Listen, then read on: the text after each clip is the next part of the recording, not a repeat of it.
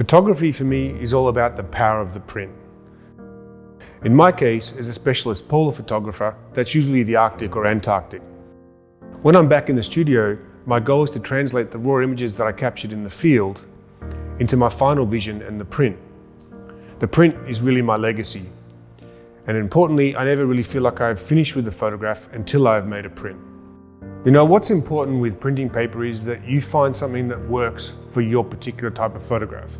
So in my case, I need something that's really going to translate the texture and tone of snow and ice extremely well, and really produce that fine detail, that crystal-like detail that I'm looking for. I'm printing on some set museum rag because it is a matte paper and I don't like the reflections that I get off a gloss paper. I find the reflections personally quite distracting. When I'm printing on a matte paper, that distracting element is removed. So all I'm left with is the ink on the paper, the soft surface stipple of the paper, which I find really enhances the texture and tone of the snow and ice. And it gives it a painterly quality as well, that I think also works for my particular style of photographs.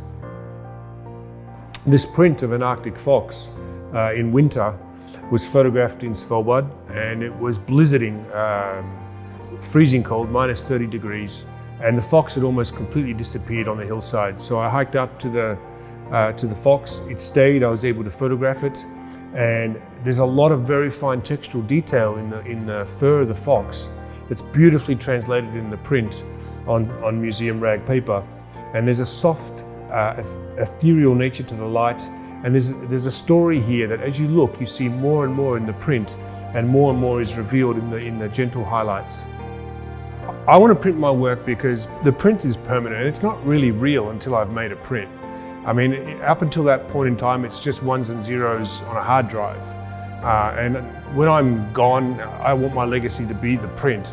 It's actually never been easier to print today with the technology that we have, to go from capture to print and produce a fine art photograph in your own home and have control over the process from start to finish.